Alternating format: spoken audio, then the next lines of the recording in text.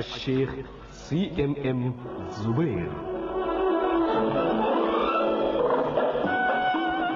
பிஸ்மில்லாஹிர் ரஹ்மானிர் ரஹீம்.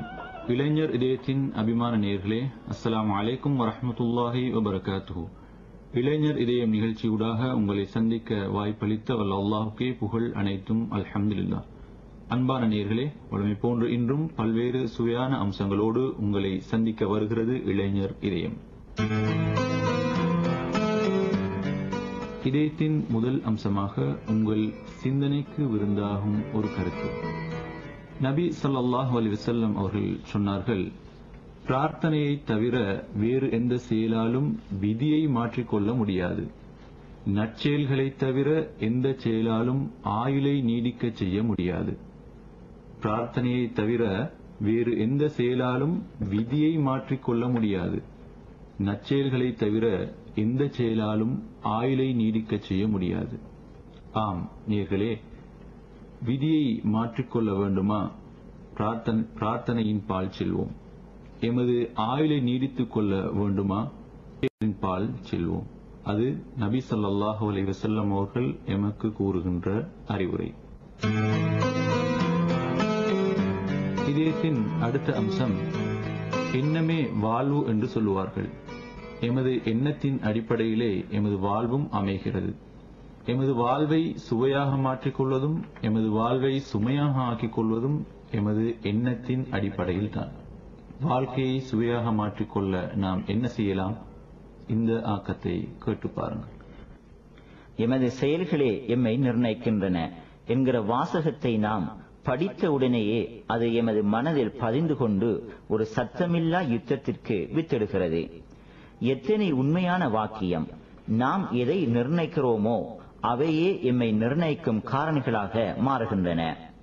எம்மை செதுக்கி எடுக்கும் பணியில் எமது கையில் இருக்கும் உளியாக நாம் நிர்ணயிப்பவைகளே செயற்படுகின்றன.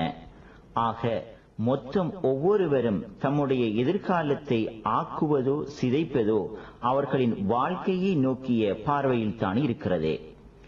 இந்த பார்வையின் கோணத்தை பாதிப்பதற்கு பல காரணிகள் இருக்கலாம். அதிலே முக்கியமாக அவர்களது இளம் பிராயத்து வளர்ப்பு முறை பெரும்பங்கு வகிக்கிறது எனலாம். ஆனால் தமது செய்கைகளே தம்மை நிர்ணயிக்கின்றன என்பதை உணர முடியாமல் தன்னிலை புரியாமல் நடக்கும் மாந்தர்கள் பலரையே இம்மண்ணில் காண வேண்டியிருக்கிறது. உண்மை என்னும் விளக்கொளியில் உள்ளம் என்னும் திரைச்சீலையில் இருக்கும் ஓட்டைகளை பார்க்க பயந்து மண்ணில் தலையை புதைத்துக் கொள்ளும் வான்கோழி போல வாழ்ந்து கொண்டிருப்பவர்களே பெரும்பான்மையாக உள்ளது போல தோன்றுகின்றது. நாமே எம்மை சுற்றி பல விலங்குகளை போட்டு எம்மை பிணைத்துக் கொள்கின்றோம். பின்பு அதிலிருந்து விடுபட முடியாதவர்களாய் சமுதாயம், சந்தர்ப்பம் என்று பல காரணிகளை துணையாக இழுத்துக் கொள்கிறோம். ஒரு மனிதனுடைய கேள்வி தன்னில் ஆரம்பித்து தன்னில் முடியும் போதுதான் அது முற்று பெறுகிறது. வாழ்க்கையின் தேடல்கள் கூட அப்படித்தான். நாம் செய்யும் அனைத்து செயல்களிலும், நினைக்கும் அனைத்து நினைப்புகளிலும் தூயவர்களாக இருந்துவிட முடியாது. ஆனால் உண்மைகளின் வழி நின்று கண்களில் தெரியும் சில தப்பு கணக்குகளை, தவறான எண்ணங்களை உள சுத்தியோடு ஏற்றுக்கொண்டு அதற்கான நிவாரணத்தை தேடும் வழியை கடைபிடிக்க முற்பட்டால் பாதி மனிதாபிமானமிக்கவர்களாகி விடுவோம். தவறுகளின் மீது ஏறி நின்று கொண்டு தப்புக்களின் துணையோடு வாழ்க்கையின் நிகழ்வுகளை நியாயப்படுத்த முற்பட்டால் அங்கே மனிதாபிமானம் கைகாட்டிக் கொண்டு விடை பெற்று விடுகிறது. ஆமாம், எண்ணமே வாழ்வு. எண்ணம் தான் எமது வாழ்க்கையை நிர்ணயிக்கிறது. எமது எண்ணங்கள் தூய்மையாக நல்லவையாக இருக்கின்ற பொழுது எமது வாழ்வும் தூய்மையாக அமைகிறது. எமது எண்ணங்கள் மோசமானவையாக அமைகின்ற பொழுது எமது வாழ்வும் மோசமான திசையை நோக்கி செல்கிறது. இதைத்தான் நபி ஸல்லல்லாஹு அலைஹி வஸல்லம் அவர்களும் எண்ணங்களின் அடிப்படையிலேயே மனிதனுடைய செயற்பாடுகள் தீர்மானிக்கப்படுகின்றன என்பதை சொன்னார்கள்.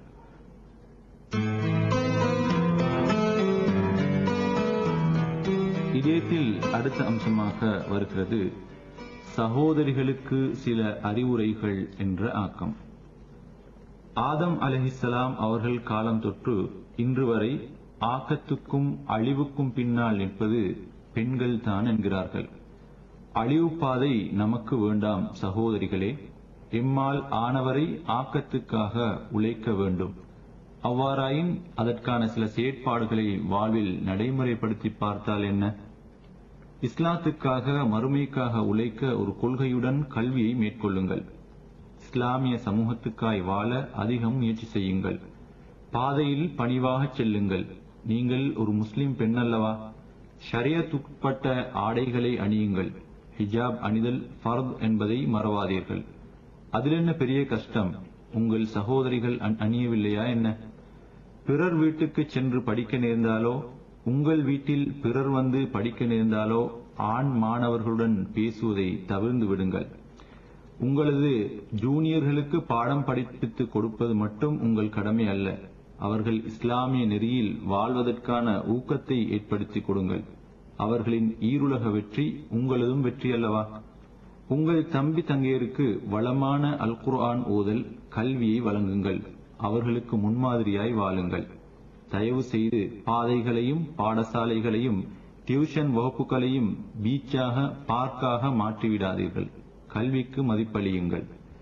ஓய்வு நேரங்களை பெண்களுக்கான இஸ்லாமிய நிகழ்ச்சிகளில் கலந்து கொள்வதில் கழியுங்கள். டிவியிலோ தரங்கெட்ட பத்திரிகைகளிலோ வாரத்தில் எவ்வளவு நேரத்தை நீங்கள் கழிக்கிறீர்கள் என்பதை கொஞ்சம் கணக்கிட்டு பாருங்கள். பாடசாலை வாழ்க்கையில் மாணவர் மன்றங்கள் மற்றும் கலை நிகழ்ச்சிகளில் அல்லது உங்களுக்கு அளிக்கப்பட்ட பொறுப்புகளை நிறைவேற்றும் இடங்களில் இந்த தீனின் செய்தியை எத்தி வைத்தீர்களா என்பதை சிந்தித்து பாருங்கள். உங்கள் வகுப்பு தோழியோடு உள்ள உறவை, சுக துக்கங்களை பகிர்ந்து கொள்ளுதல், பரஸ்பர ஒத்துழைப்பு, அழகிய முறையில் உரையாடுதல் என்ற அம்சங்களுடன் பேணிக் கொள்ளுங்கள். வெறும் சுயநலத்துக்காக உறவை அமைத்துக் கொள்ளாதீர்கள்.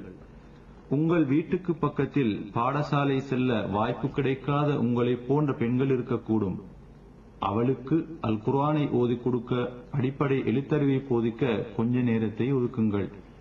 உங்கள் எதிர்கால தேர்வுகளை தீனுக்காக என்று திட உறுதி கொள்ளுங்கள். மீதியை அல்லாஹ்வின் பக்கம் பொறுப்பு சாட்டி விடுங்கள். நிச்சயமாக இறைவன் பொறுமையாளர்களோடு இருக்கிறான். மொத்தத்தில் ஒரு கொள்கைவாதியாக வாழ்ந்து மரணிக்க உறுதி பூணுங்கள். ஆம், சகோதரிகள் தங்களது வாழ்க்கையை எவ்வாறு வளமாக அமைத்துக் கொள்ள வேண்டும் என்பது தொடர்பான சகோதரிகளுக்கு சில அறிவுரைகள் என்ற தலைப்பில் அந்த ஆக்கம் அமைந்தது. ஆம் நேர்களே, சகோதரிகளுக்கு சில அறிவுரைகள் என்ற தலைப்பிலே அந்த ஆக்கத்தை எழுதி எமக்கு அனுப்பி வைத்திருந்தார் டெல்தோட்டை ஃபாத்திமா நுஸ்ரா என்ற. இதயத்தில் அடுத்த அம்சம் இன்னும் ஒரு நேர் ஆக்கம். இந்த ஆக்கத்தை எழுதி அனுப்பியிருக்கிறார் கட்டுகோஸ்தோட்டை செனரத் கம என்ற முகவரியைச் சேர்ந்த அஸ்மியா என்ற நேர். நாவை அடக்குங்கள். உங்கள் நாவு இருக்கிறதே, அது பயங்கரமானது. அதை அடக்கி ஆண்டு நற்செயலுக்கு பழக்கப்படுத்த வேண்டும். எப்போதும் நல்லதையே பேசி பழகுங்கள். தீயதை விளையாட்டுக்காகவும் கூறாதீர்கள். உங்கள் நாவை இப்படி பழக்கப்படுத்தினால் வரக்கூடிய நன்மையை நீங்கள்தான் அடையப் போகின்றீர்கள். நாவினால் ஏற்படும் தீமைகளையும் நீங்கள்தானே சுமந்து தீர வேண்டி இருக்கின்றது. எனவே உங்கள் நாவை நல்ல பேச்சுக்கு பழக்கப்படுத்துங்கள். நீங்கள் எப்படி பழகுகிறீர்களோ அப்படியே அது வேலை செய்யும். அனைத்துக்கும் முன்னர் உங்கள் நாவு எதற்கு பழக்கப்பட்டிருக்கிறது என்பதை புரிந்து கொள்ளுங்கள். ஆம், நாவை பேணுங்கள் என்ற தலைப்பிலே அந்த ஆக்கத்தை எமக்கு எழுதி அனுப்பியிருந்தார் கட்டுகோஸ்தோட்ட செனரத் கம என்ற முகவரியைச் சேர்ந்த செல்வி அஸ்மியா என்ற நேர்.